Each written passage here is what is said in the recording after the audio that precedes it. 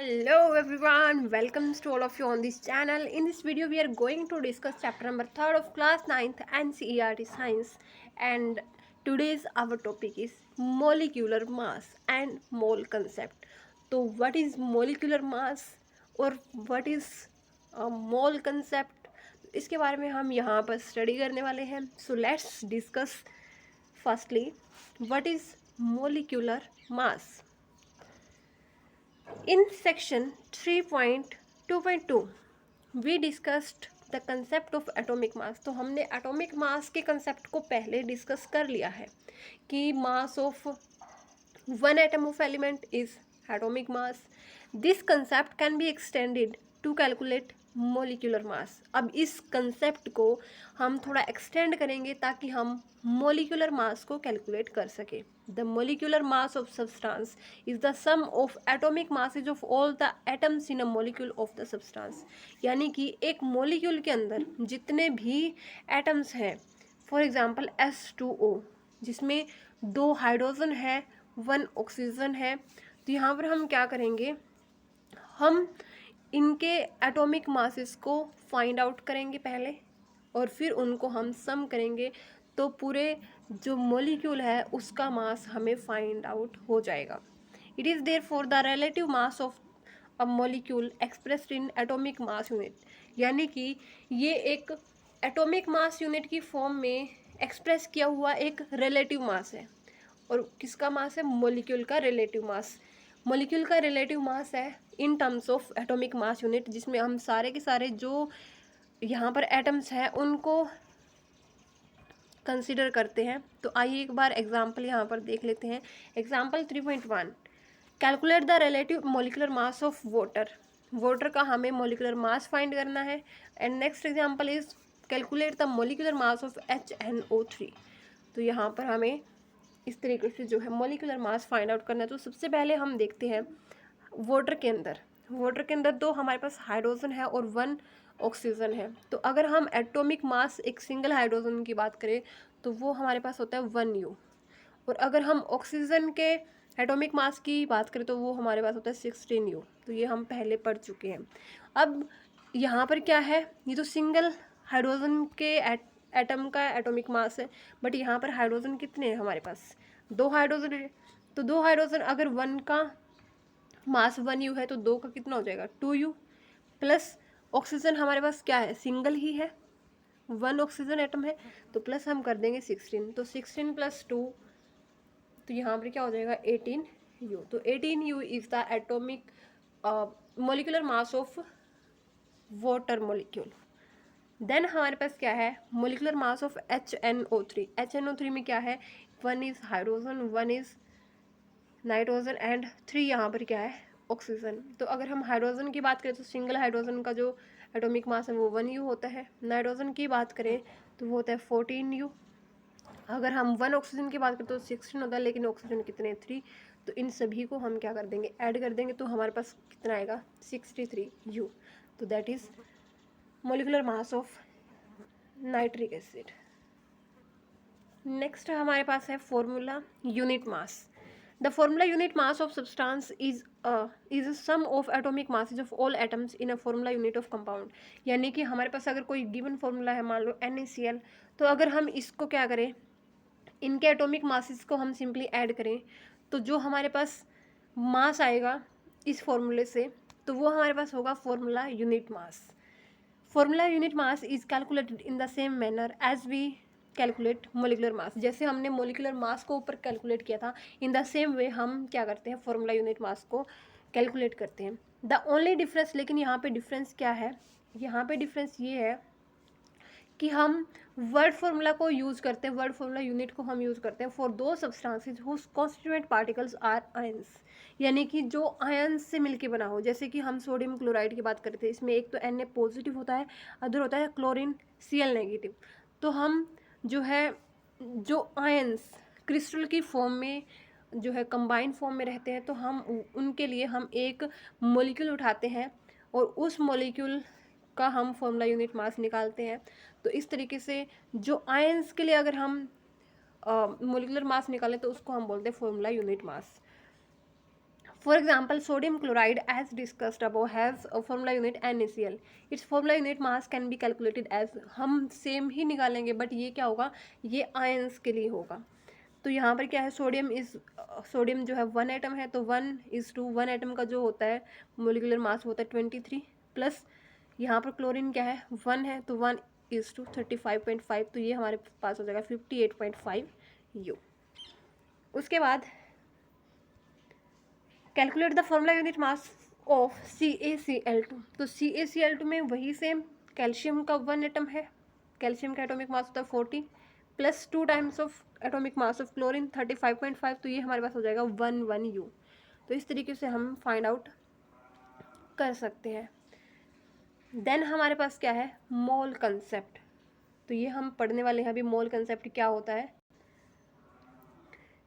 Take an example of the reaction of hydrogen and oxygen to form water. तो हमें एक example लेना है जिसमें हम क्या कर रहे हैं, जिसमें जो हाइड्रोजन और ऑक्सीजन है वो कंबाइन कर रहे हैं ताकि वाटर के मॉलिक्यूल की फॉर्मेशन हो जाए. तो यहाँ पर क्या हो रहा है, 2 times of H2 plus O2, तो कंबाइन होके बन रहा है 2H2O. ठीक है. The above reaction indicates that. तो ये रिएक्शन क्या इंडिकेट कर रही है, ये रिएक्शन बता रही है कि 2 molecule of hydrogen combine with 1 molecule of oxygen to form 2 molecule of water. यानी कि 2 हाइड्रोजन के मॉलिक्यूल एक ऑक्सीजन के मॉलिक्यूल के साथ कंबाइन करते हैं और यहाँ पर क्या बनता है फिर, 2 मॉलिक्यूल ऑफ वाटर बनते हैं. 2 मॉलिक्यूल हाइड्रोजन एटम के और 1 मॉलिक्यूल ऑफ ऑक्सीजन कंबाइन करके 2 मॉलिक्यूल ऑफ हाइड्रोजन की फॉर्मेशन कर रहा है. अब अगर हम यहाँ पर एटॉमिक मासेस की बात करें तो हाइड्रोजन जो है H2 का जो H2 हाइड्रोजन का मॉलिक्यूल है, तो उसका मॉलिक्यूलर मास कितना है 2U. कितने मॉलिक्यूल है 2, तो 2:2 4U. 4U of hydrogen molecule combine with O2 1 oxygen का एटॉमिक मास 16, ऑक्सीजन 2 है तो 32 ऑक्सीजन के साथ कंबाइन कर रहे हैं ऑक्सीजन मॉलिक्यूल के साथ to form 36U of water molecule. We infer from the above equation that the quantity of substance can be characterized by its mass or the number of molecule. तो हमने क्या किया है, हमने ऊपर की इक्वेशन में हमने ये देखा है कि हम किसी भी सब्सटेंस की क्वांटिटी को कैसे डिटरमाइन करते हैं.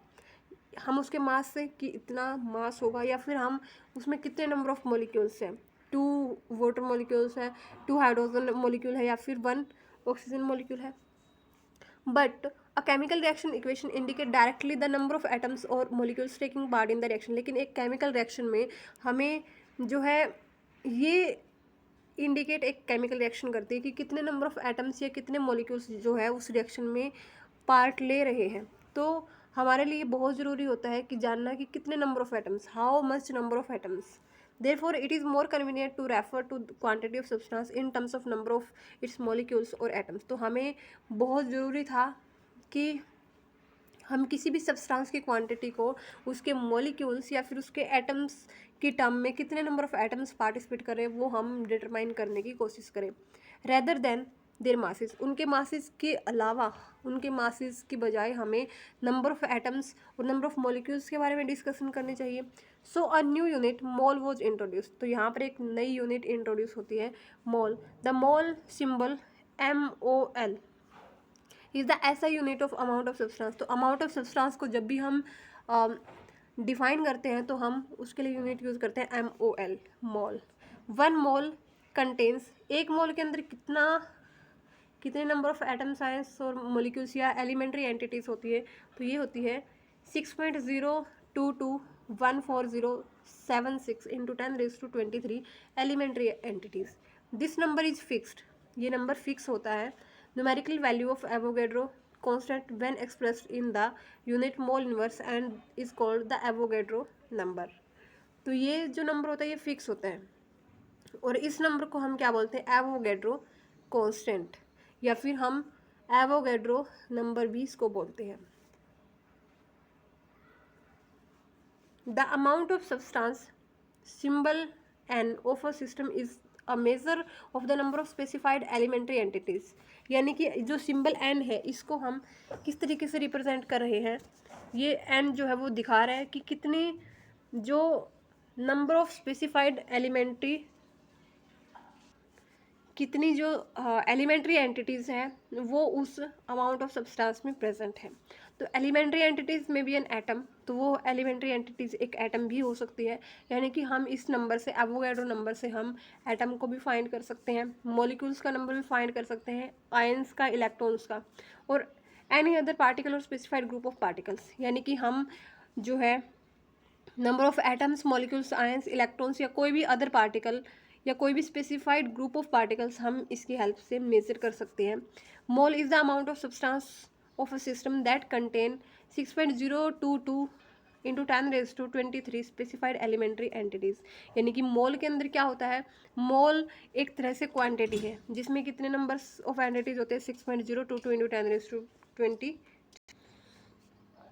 अगर हम बात करें 1 मोल ऑफ एनीथिंग, यानी कि किसी भी चीज़ का 1 मोल की बात करें, तो हम डिस्कस करते हैं, हमें कोई, अगर हमें कोई बोले कि 1 मोल बनाना, तो हमारे पास कितने बनाना हो गए, 6.022 इंटू 10⁻23 बनाना। तो बहुत बड़ा नंबर ये होता है। अगर हम 1 डजन की बात करें तो 12 नंबर्स होते हैं इसमें। 1 ग्रोस की बात करें तो 144 नंबर्स होते हैं। Besides being related to a number, a mole has one more advantage over a dozen or a gross. तो सिर्फ नंबर को एक्सप्लेन करने के बजाय इसमें कुछ और एडवांटेजेस भी होते हैं over a dozen, over gross. वो क्या होता है कि इसकी जो मास होता है 1 मोल ऑफ सब्सटेंस का, वो क्या होता है, फिक्स होता है। ठीक है, यानी कि यहाँ पर जो मास होगा वो हमेशा क्या रहेगा, फिक्स रहेगा, जो कि डजन और ग्रुप्स में नहीं होता। The mass of 1 mole of substance is equal to the relative atomic or molecular mass in grams. और हम क्या डिफाइन कर सकते हैं दूसरी फॉर्म में,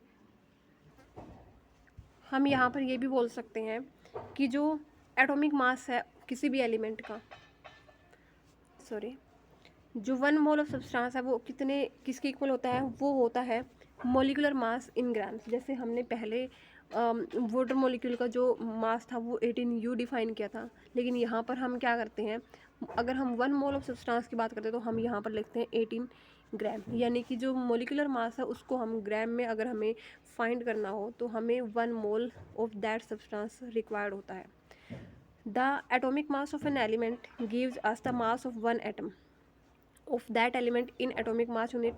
अगर हम एटॉमिक मास की बात करें तो हमें 1 एटम का मास जो है हम रिप्रेजेंट करते हैं यू के अंदर। अगर हमें 1 मोल ऑफ एटम की बात करनी हो तो हम क्या करेंगे, that is molar mass. We have to take the same numerical value, हमें वही न्यूमेरिकल वैल्यू लेनी होगी। ठीक है, किसी भी एटम की वही न्यूमेरिकल वैल्यू लेनी होगी। यहाँ अगर हम हाइड्रोजन की बात करें तो 1U होता है, तो यहाँ पर अगर हम 1 मोल बात करेंगे तो हम बोलेंगे 1 ग्राम। एंड तो हम यूनिट किस में चेंज कर देंगे, U to G। Molar mass of atoms is also known as gram atomic mass. तो ग्राम, क्योंकि हम ग्राम में इसको मेजर कर रहे हैं तो हम ग्राम एटॉमिक मास भी इसको बोलते हैं। For example atomic mass of hydrogen is 1U, तो अगर हम ग्राम एटॉमिक मास की बात करें तो हम राइट करेंगे 1G। उसके बाद 1U has only 1 atom of hydrogen. तो अगर हम 1U के अंदर बात करें तो उसमें सिर्फ सिंगल हाइड्रोजन का एटम होता है, सिंगल एटम। लेकिन अगर हम 1 ग्राम हाइड्रोजन की बात करेंगे तो उसमें कितने एटम्स होंगे, 1 मोल एटम। और 1 मोल एटम कितने होते हैं, 6.022 इंटू 10⁻23 एटम्स ऑफ हाइड्रोजन। यानी कि ये नंबर बहुत ज़्यादा बड़ा है। उसमें तो सिंगल एटम था 1U के अंदर। लेकिन अगर हम 1 ग्राम की बात करें तो 1 ग्राम जो क्वांटिटी होगी उसमें इतने एटम्स प्रेजेंट होंगे। 16U का मतलब क्या होता है कि 16U का मतलब है कि 1 एटम ऑफ ऑक्सीजन। लेकिन अगर हम 16 ग्राम की बात करें तो उसमें होंगे 6.002 into 10⁻23 atom of 23 atoms of oxygen.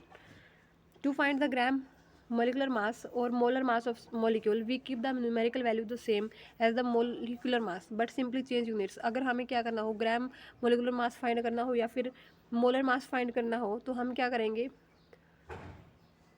यहाँ पर हम मोलर मास के लिए क्वांटिटी यूज़ करेंगे, यूनिट यूज़ करेंगे U, यहाँ पर हम करेंगे ग्राम।